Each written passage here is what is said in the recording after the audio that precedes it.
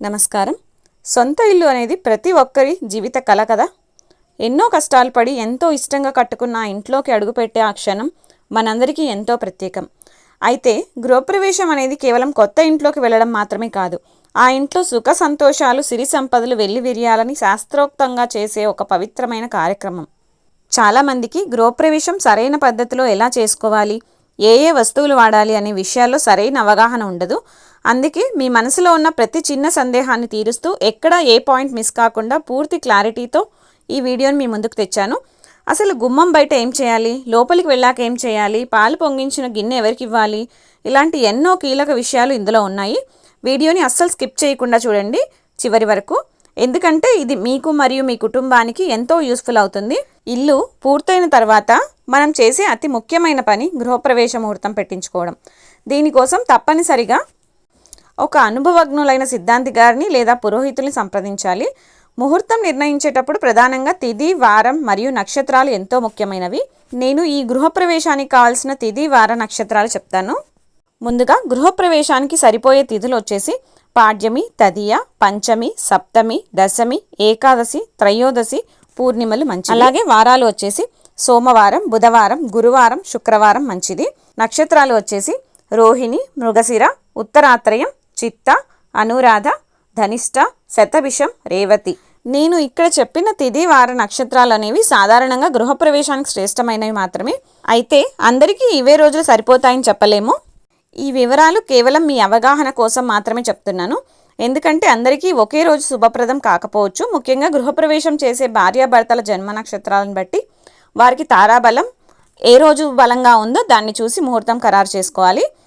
అలాగే గ్రహగతులు మరియు జాతక చక్రాలు వ్యక్తిని బట్టి మారుతుంటాయి కాబట్టి శాస్త్రోక్తంగా మీ పేర్ల మీద ఉన్న మంచి రోజును సిద్ధాంతి గారి ద్వారానే అడిగి తెలుసుకోవడం ఉత్తమం. అప్పుడే ఆ ఇంట్లో మనం అడుగుపెట్టిన సమయం మనకు నిండు ఆయురారోగ్యాలను, ఐశ్వర్యాన్ని ఇస్తుంది. గృహప్రవేశం రోజు ఉదయాన్నే చాలా పనులు ఉంటాయి కాబట్టి ముందు రోజు రాత్రే ఇంటిని శుభ్రం చేసుకొని అందంగా అలంకరించి పెట్టుకోవచ్చు. ముందుగా ఇంటిని శుభ్రం చేసుకొని సింహద్వారానికి మరియు ప్రతి గడపకు పసుపు రాసి కుంకుమ బొట్లు పెట్టుకోవాలి. గుమ్మానికి తాజా మామిడి ఆకులు, తోరణాలు, పూలమాలలు కట్టి అలంకరించుకోవాలి. ఇంటి ముంగిట బియ్యపు పిండితో ముగ్గులు వేసి వాటికి రంగులు అద్ది సిద్ధం చేసుకోవాలి. ఇలా ముందు రోజు రాత్రి ఇంటిని ఒక దేవాలయంలా మార్చుకుంటే మరుసటి రోజు ఉదయం మనం ప్రశాంతంగా పూజా కార్యక్రమాల్లో పాల్గొనవచ్చు. అయితే కొంతమంది ముందు రోజే అలా ముగ్గులు వేయకూడదు కదా అంటారు. గృహప్రవేశం తెల్లవారుజామున 3 గంటలకు అలా ముహూర్తం ఉందంటే మనం రాత్రి వేసుకోవాల్సిందే కదండి. మన సమయాన్ని బట్టి మనం పని చేసుకోవచ్చు. ఇక్కడ అలంకరణకు కావాల్సిన వస్తువుల జాబితా చెప్తాను. మామిడి ఆకులు తోరణాలు కట్టడానికి, పూలమాలలు, బంతిపూలు, చామంతి పూలు లేదా గులాబీ పూలు, మీ ఇష్టం వచ్చిన పూలు తెచ్చుకోవచ్చు. పసుపు, కుంకుమ గడపలకు అలంకరించుకోవడానికి, అలాగే ముగ్గులో కూడా పెట్టుకోవడానికి, బియ్యపు పిండి, ముంగిట ముగ్గులు వేసుకోవడానికి, అలాగే ముగ్గు రంగులు కూడా, ఇంకా అలాగే దీపాలు, నూనె లేదా నెయ్యి దీపారాధన కుందీల కోసం. కొంతమంది ఇల్లు అలంకరించుకోవడానికి దీపాలు కూడా పెట్టుకుంటారు కదా, అందుకోసం చెప్తున్నాను. తర్వాత గంధం, గడపలకు మరియు పటాలు అలంకారం చేసుకోవడానికి గంధం కూడా అవసరం అవుతుంది. ఇంతేనండి, ఇవి ఇల్లు అలంకరించుకోవడానికి కావాల్సిన సామాన్ వస్తువులు. ఇక్కడ ఒక మీకు రిక్వెస్ట్ అండి, నా వీడియోస్ చాలానే చూస్తున్నారు కానీ లైక్ చేయటం లేదు. దయచేసి లైక్ చేసి సపోర్ట్ ఇవ్వండి. ఇలాంటి వీడియోస్ ఇంకా మీ ముందుకి నాకు తేవడానికి చాలా ప్రోత్సాహంగా ఉంటుంది. దయచేసి లైక్ చేయండి. అలాగే మీ ఫ్యామిలీ మెంబర్స్తో కూడా గృహప్రవేశం చేసుకునే వాళ్ళు ఎవరైనా ఉంటే వాళ్లకు షేర్ చేయండి, తప్పకుండా వాళ్ళకి యూస్ఫుల్ అవుతుంది. ఇల్లు అలంకరించుకున్న తర్వాత గృహప్రవేశంలో అతి ముఖ్యమైన ఘట్టం వాస్తు పూజ. ప్రాంతీయ ఆచారాలను బట్టి కొంతమంది గృహప్రవేశానికి ముందే వాస్తు పూజ నిర్వహిస్తుంటారు, మరి కొంతమంది గృహప్రవేశం రోజే పూజ అనంతరం దీన్ని చేస్తారు. అయితే వాస్తు పూజకు కావాల్సిన వస్తువుల జాబితా చాలా పెద్దదిగా ఉంటుంది. అందుకే మీరు ముహూర్తం ఖరారు చేసుకున్న వెంటనే మీ పురోహితుల్ని కలిసి వారు ఇచ్చే పూజా సామాగ్రి లిస్టు తీసుకోవాలి. ఎందుకంటే ఒక్కో సిద్ధాంతి గారు వారి పద్ధతిని బట్టి కొన్ని అదనపు వస్తువులను అడగవచ్చు. ఆ వస్తువులన్నింటినీ ముందుగానే సిద్ధం చేసుకుంటే పూజ సమయంలో ఎటువంటి ఇబ్బంది లేకుండా ప్రశాంతంగా కార్యక్రమం సాగుతుంది. వాస్తు పూజ ముగిసిన తర్వాత మనం చేసేది గడప పూజ. ఇంటి సింహద్వారాన్ని లక్ష్మీ స్వరూపంగా భావిస్తాం. అందుకే గడపను పసుపు, కుంకుమ, గంధంతో అలంకరించి పూలు సమర్పించాలి. ఆ తర్వాత ఊదిబత్తిలతో ధూపం వేసి కర్పూర హారతి ఇచ్చి నమస్కరించుకోవాలి. ఈ సమయంలోనే ఓం మహాలక్ష్మి నమః అని స్మరించుకోవడం ఎంతో శుభప్రదం. ఆ తర్వాత కొబ్బరికాయ కొట్టి ఇంటి లోపలికి దేవతలను ఆహ్వానించాలి. ఈ గడప పూజకు కావలసిన జాబితా వచ్చేసి కుంకుమ, పసుపు, గడపకు పూసి అలంకరించుకోవడానికి అక్షతలు, టెంకాయలు, గడప దగ్గర కొట్టడానికి టెంకాయలు అవసరమవుతాయి. అలాగే కర్పూరం, ఊదిబత్తీలు, గడపకు హారతిచ్చి ధూపం చూపించడానికి, అలాగే గంధం. ఇక్కడ నీళ్లు కూడా తీసుకోవాలి గడపను శుభ్రం చేయడానికి. అలాగే హారతి పళ్ళెం, కర్పూరం వెలిగించి హారతి ఇవ్వడానికి. గడప పూజ పూర్తయిన తర్వాత ఇంటికి ఉన్న దిష్టి తొలగించడానికి బూడిద గుమ్మడికాయ కొడతారు. అలాగే ఈ గుమ్మడికాయకు పసుపు కుంకుమ బొట్లు పెట్టడానికి కుంకుమ పసుపు అవసరమవుతాయి. అలాగే గుమ్మడికాయ పైన కర్పూరం పెట్టి హారతి ఇవ్వడానికి కర్పూరం అవసరం అవుతుంది. అలాగే గుమ్మడికాయ కొట్టిన తర్వాత నిమ్మకాయలను సగానికి కట్ చేసి అటుపక్క ఇటుపక్క కుంకుమలో అద్ది పెట్టడానికి నిమ్మకాయలు అవసరమవుతాయి. ఇక్కడ కొంతమంది ఎన్ని గడపలు ఉంటే అన్ని గడపలకు అటుపక్క ఇటుపక్క ఒక్కో సగం నిమ్మకాయను ఉంచుకోవాలి. ఇది ఇంటి రక్షణ కవచంలా పనిచేస్తుందని మన పెద్దల నమ్మకం. అలాగే కొంతమంది ఆచారం ప్రకారం కేవలం సింహద్వారం దగ్గరే కాకుండా ఇంటి లోపల ఉండే ప్రతి గది గడప దగ్గర కూడా కొబ్బరికాయ కొడతారు. శుభప్రదంగా గదిలోకి ప్రవేశిస్తారు. ఇలా చేయటం వల్ల ఇంటి మూలలా దైవశక్తి నిండుతుందని భావిస్తారు. గుమ్మడికాయ కొట్టి దృష్టి తీసిన తర్వాత లక్ష్మీ స్వరూపమైన గోమాతను పూజించి ఇంటి లోపలికి ఆహ్వానించాలి. ముందుగా ఆవుకు పసుపు కుంకుమలు పెట్టి పూలమాలలతో అలంకరించి ఆవుకు మరియు దూడకు పండ్లు తినిపించి, అరటి పండ్లు లేదా నానబెట్టిన శనగలు ఏవైనా కూడా తినిపించి సంతోషంగా మన ఇంటి లోపలికి పంపాలి. ఒక ముఖ్యమైన సాంప్రదాయం ఏమిటంటే ఆవు మెడకు ఒక కొత్త రవిక గుడ్డ తీసుకొని అందులో బియ్యం, ఎండు కొబ్బరి గిన్నె, బెల్లం ముక్క మరియు కొంత దక్షిణ కూడా ఉంచి అది మూటలా కట్టి ఆవు మెడకు కట్టాలి. ఈ గోపూజకు కావాల్సినవి కూడా పసుపు కుంకుమ, పూలమాలలు, పండ్లు, కొత్త రవిక గుడ్డ, బియ్యం, ఎండు కొబ్బరి గిన్నె, బెల్లం మూటలో పెట్టడానికి, అలాగే దక్షిణ మూటలో ఉంచడానికి. ఒకవేళ మీకు గృహప్రవేశం సమయానికి నిజమైన ఆవు అందుబాటులో లేకపోతే ఏం చేయాలి అంటే దానికి మన శాస్త్రం ఒక చక్కని ప్రత్యామ్నాయం చెప్తుంది. నిజమైన గోమాత లభ్యం కానప్పుడు మీరు వెండితో చేసిన ఆవు దూడ ప్రతిమను తీసుకోవచ్చు. ఈ ప్రతిమను ఒక పళ్ళెంలో బియ్యం పోసి ఆ బియ్యం మధ్యలో భక్తితో ఉంచాలి. గృహప్రవేశం చేసే సమయంలో యజమాని దంపతులు ఆ పళ్ళాన్ని చేతో పట్టుకొని గోమాతకు నమస్కరిస్తూ ఇంటి లోపలికి ప్రవేశించాలి.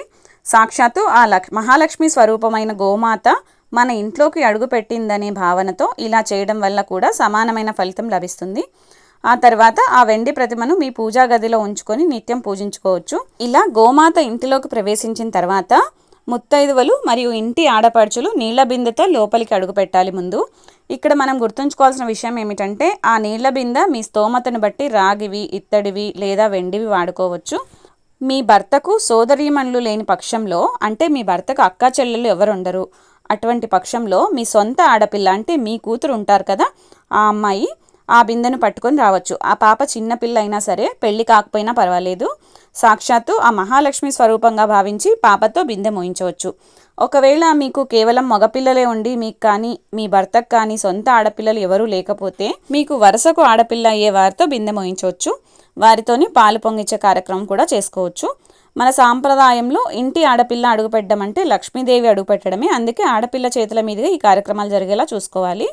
ఒకవేళ బంధువుల్లో కానీ వరుసకు కానీ ఎవరు ఆడపిల్లలు అందుబాటులో లేకపోతే అస్సలు కంగారు పడకండి. ఆ ఇంటి యజమానురాలే సాక్షాత్తు ఆ మహాలక్ష్మి స్వరూపం కాబట్టి వేరే ఎవరు లేని పక్షంలో యజమానురాలే స్వయంగా నీళ్ల బిందెను ధరించి మంగళ వాయిద్యాల మధ్య శుభముహూర్తాన తన కొత్త ఇంట్లోకి అడుగు పెట్టవచ్చు. అలాగే యజమానురాలే స్వయంగా పాలు పొంగించే కార్యక్రమాన్ని కూడా నిర్వహించుకోవచ్చు. భక్తి శ్రద్ధలతో మనస్ఫూర్తిగా చేసే ఏ పూజనైనా ఆ దైవం తప్పకుండా స్వీకరిస్తారు. గృహప్రవేశం చేసేటప్పుడు మనం లోపలికి తీసుకువెళ్లే వస్తువులు మన ఇంటి ఐశ్వర్యాన్ని తెస్తాయి.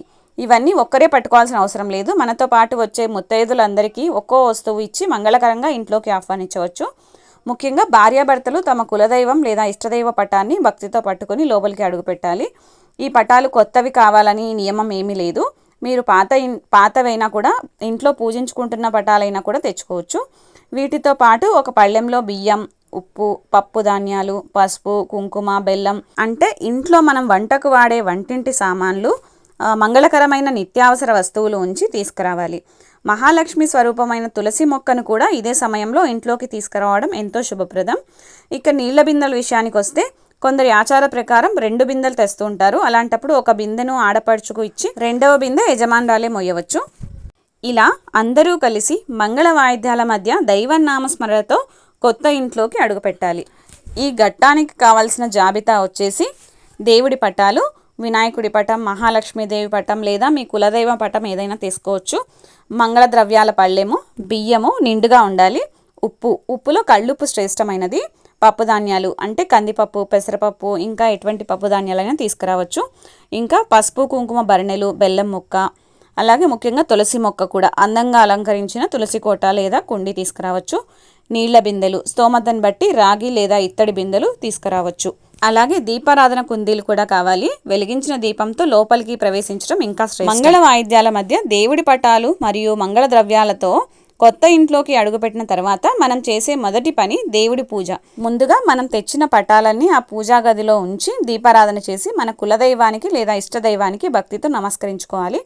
ఆ తర్వాత నేరుగా వంటగదిలోకి వెళ్ళాలి. గృహప్రవేశంలో పాలు పొంగించడానికి వంటగదిలో ప్రత్యేకంగా ఇటుకలతో పొయ్యిని సిద్ధం చేసుకోవడం మన ఆచారం. ఇటుకలను శుభ్రం చేసి వీలైతే ఇటుకలకు పేడ పట్టించుకోవచ్చు. అలాగే వాటికి పసుపు కుంకుమ బొట్లు పెట్టి ఆ ఇటుకలకు అలంకరించుకోవచ్చు. ఈ ఇటుకల కింద నేల పాడవకుండా కొంచెం ఇసుక పోసి దానిపైన కట్టెలు పెట్టి కర్పూరం ఉంచి అగ్నిని వెలిగించాలి. శాస్త్రోక్తంగా కొత్త ఇల్లు శుద్ధి అవ్వడానికి ఈ హోమ రూపంలో ఉండే అగ్ని పైన పాలు పొంగించడం ఎంతో శ్రేష్టం. అయితే అందరికీ ఇటుకల పొయ్యి పెట్టే వీలుండదు కాబట్టి ఇప్పుడు ఉన్న కాలానికి తగ్గట్టుగా కొత్త గ్యాస్ స్టవ్ పాలు పొంగించుకోవడానికి రాగి లేదా ఇత్తడి గిన్నె వాడుకోవచ్చు. పాలు ఎన్ని పోసుకోవాలి అంటే అది మీరు తీసుకున్న గిన్నె సైజును బట్టి ఉంటుంది. గిన్నెలో పాలు 1/4 వంతు కంటే ఎక్కువ ఉంటేనే అవి బాగా పైకి పొంగుతాయి కాబట్టి ఆ గిన్నెకు 1/4 భాగం పాలు తీసుకోవాలి. పాలు పొంగేటప్పుడు అవి తూర్పు లేదా ఉత్తర దిశగా పొంగితే ఆ ఇంటికి చాలా శుభప్రదమని మన పెద్దల నమ్మకం. పాలు పొంగిన తర్వాత అదే పొయ్యి మీద పరమాన్నం వండి దేవుడికి నైవేద్యం సమర్పించాలి. ఇక పాలు పొంగించే శుభకార్యాన్ని ఇంటి ఆడపడుచు లేదా ఆడపిల్లల చేతి మీదుగా చేయించడం ఎంతో శ్రేష్టం. ఒకవేళ ఆడపడుచు అందుబాటులో లేకపోతే ముందే చెప్పినట్లుగా యజమానురాలు ఈ కార్యక్రమాన్ని చేసుకోవచ్చు. ఆడపిల్లతో పాలు పొంగించినప్పుడు ఆమెకు గౌరవంగా తాంబూలం సమర్పించుకోవచ్చు. ఆ తాంబూలంలో ఆకు ఒక్కతో పాటు కొంత దక్షిణ కూడా ఉంచి ఇవ్వాలి. మీ స్తోమతను బట్టి ఆమెకు ఒక కొత్త చీర జాకెట్ కూడా బహుమతిగా ఇవ్వచ్చు. ఇక్కడ ఈ పాలు పొంగించడానికి కావాల్సిన జాబితా వచ్చేసి ఇటుకలు, ఇసుక, పసుపు కుంకుమ, కట్టెలు లేదా కర్పూరం, కొత్త గిన్నె, ఆవు పాలు, పరమాన్నం వస్తువులు, బియ్యం, బెల్లం, యాలకులు, ఆడపిల్లకిచ్చే తాంబూలంలో ఉండవలసినవి తాంబూలం, తమలపాకులు, ఒక్కలు, అలాగే దక్షిణ మీ స్తోమతను బట్టి నగదు పెట్టుకోవచ్చు లేదా బహుమతిగా కొత్త చీర జాకెట్ కూడా ఇవ్వచ్చు. పసుపు కుంకుమలు ఆమె గౌరవంగా ఇవ్వడానికి. ఈ పాలు పొంగించిన గిన్నె కూడా మనమే ఉంచుకోవచ్చు, లేదంటే ఆడపిల్లలకు ఇచ్చే పద్ధతి ఉంటే ఇచ్చేయచ్చు. లేదు మీకు సెంటిమెంట్ ఉంది ఆ గిన్నె మీ దగ్గరే ఉండాలి అంటే ఆడపిల్లకు ఇంకొక కొత్త గిన్నె తీసి ఇవ్వచ్చు. పాలు పొంగించి దేవుడికి పరమాన్నం నైవేద్యం పెట్టిన తర్వాత ఇంటికి శుభం కలగాలని శ్రీ సత్యనారాయణ స్వామి వ్రతం నిర్వహించుకోవాలి. కొత్త ఇంట్లో చేసే మొదటి వ్రతం కాబట్టి దీన్ని ఎంతో భక్తి శ్రద్ధలతో చేయాలి. ముందుగా స్వామివారి పీఠాన్ని అందంగా అలంకరించి కలశ స్థాపన చేయాలి. గణపతి పూజతో ప్రారంభించి నవగ్రహ పూజ, ఆపై సత్యనారాయణ స్వామివారి అష్టోత్తర శతనామ పూజ నిర్వహించుకోవాలి. వ్రతంలో భాగంగా 5 కథలను భక్తితో విని స్వామివారికి రవ ప్రసాదం నైవేద్యంగా సమర్పించాలి. ఇలా చేయడం వల్ల ఇంట్లోని వాస్తు దోషాలు తొలగిపోయి లక్ష్మీనారాయణల అనుగ్రహం మనపై ఎల్లప్పుడూ ఉంటుందని మన నమ్మకం.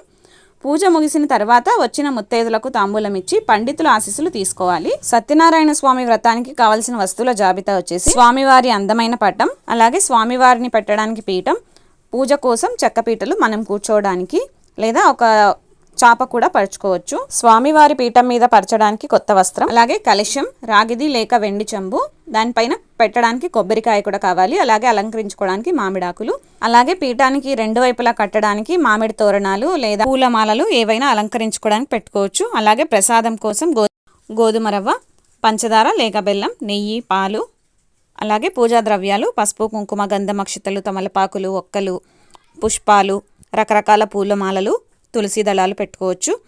హారతి సామాగ్రి, కర్పూరం, అగరబత్తులు, నెయ్యి దీపాలు, అలాగే దక్షిణ తాంబూలాలు పండితులకు మరియు ముత్తైదులకు ఇవ్వడానికి. ఇంకా అభిషేకం చేసుకుంటే ఇక్కడ పంచామృతాలు కూడా కావాలి. పాలు, పెరుగు, తేనె, నెయ్యి, చక్కెర, ఇవి అభిషేకానికి కావాల్సిన వస్తువులు జాబితా. సత్యనారాయణ స్వామి వ్రతం ముగిసి వచ్చిన బంధుమిత్రులందరికీ భోజనాలు పూర్తయిన తర్వాత ఇంటి ఆడపడుచుకు లేదా కూతురికి వడిబియ్యం పోయడం మన ఆచారం. కొత్త ఇంట్లోకి అడుగుపెట్టిన శుభవేళ ఇంటి లక్ష్మిని గౌరవించడం వల్ల వంశం వృద్ధి చెందుతుందని, ఆ ఇల్లు ఎప్పుడూ సౌభాగ్యాలతో ఉంటుందని నమ్ముతాము. ముందుగా ఆడపడుచును పీటల మీద కూర్చోబెట్టి ఆమెకు పసుపు కుంకుమలిచ్చి నూతన వస్త్రములు అంటే చీర జాకెట్ అందించాలి. అలాగే వడిబియ్యంలో పెట్టడానికి బియ్యం, ఎండు కొబ్బరి చిప్పలు, పసుపు కొమ్ములు, ఒక్కలు, పండ్లు, అలాగే తమలపాకులు ఇవి అవసరమవుతాయి. వడిబియ్యం కోసం కావాల్సిన వస్తువుల జాబితా: ఆడపిల్లకి ఇవ్వడానికి నూతన వస్త్రాలు, కొత్త చీర జాకెట్, అలాగే బియ్యం 5 పావుల బియ్యము, ఎండు కొబ్బరి చిప్పలు 5 లేక 9 చిప్పలు పెట్టొచ్చు. అలాగే ఒళ్ళో పెట్టుకోవడానికి జాకెట్ పీసులు కూడా పెడతారు. అవి కూడా ఒక 5 జాకెట్ పీసులు లేదా 9 తీసుకోవచ్చు. అలాగే పసుపు కొమ్ములు, ఒక్కలు అవి కూడా 9 సంఖ్యలో తీసుకోవాలి. అలాగే పండ్లు, విత్తనం ఉన్న పండ్లు మాత్రమే తీసుకోవాలి. అలాగే పసుపు కుంకుమలు, బొట్టు పెట్టడానికి తాంబూలం, తమలపాకులు, ఒక్కలు ఇవన్నీ సిద్ధంగా ఉంచుకోండి. నేను ఈ వడిబియ్యం వీడియో ఆల్రెడీ చేశాను. వడిబియ్యం పెట్టే పద్ధతి ఏమిటి, అందులోకి ఏమేమి కావాలి, ఎవరెవరికి ఏ సమయంలో వడిబియ్యం పెట్టాలి, ముగ్గురు ఆడపిల్లలు ఉంటే వడిబియ్యం ఎలా పెట్టుకోవాలి, ఇంకా వడిబియ్యం గురించి చాలానే వీడియోలో చెప్పాను. అది కింద డిస్క్రిప్షన్లో ఇస్తాను, తప్పకుండా చూడండి. ఇక చివరిగా ఒకటి, గృహప్రవేశం అయిన తర్వాత కనీసం 3 నిద్రలు చేయాలి అంటారు. మనం పూజలు, హోమాలు చేసి ఆహ్వానించిన ఆ దైవశక్తి, పాజిటివ్ ఎనర్జీ ఆ ఇంట్లో స్థిరంగా ఉండాలి అంటే యజమాని దంపతులు అక్కడ ఉండడం అవసరం. ఇలా చేయడం వల్ల ఆ ఇల్లు సజీవత్వం పొందుతుంది. అంటే ఆ ఇల్లు మనల్ని తన కుటుంబ సభ్యులుగా స్వీకరిస్తుంది. భక్తితో ఈ నియమాలు పాటిస్తే మీ కొత్త ఇంట్లో ఎల్లప్పుడూ సుఖ సంతోషాలు వెల్లివిరుస్తాయి. చూసారు కదా, గృహప్రవేశం విషయంలో నాకు తోచినవన్నీ, అలాగే ముఖ్యంగా మా ఇంటికి పంచాంగానికి వస్తూ ఉంటారు, వారు అడిగిన ప్రశ్నలన్నీ గుర్తుపెట్టుకొని మీకు వివరించిన శాస్త్రోక్తమైన విషయాలన్నీ క్లియర్గా చెప్పాను. చాలా మందికి ఉన్న ప్రశ్నలన్నిటికీ ఇందులో సమాధానం దొరికిందని ఆశిస్తున్నాను. ఒకవేళ గృహప్రవేశం గురించి మీకు ఇంకా ఏవైనా అనుమానాలు ఉంటే కింద కామెంట్ సెక్షన్లో అడగండి, నేను తప్పకుండా సమాధానం ఇస్తాను.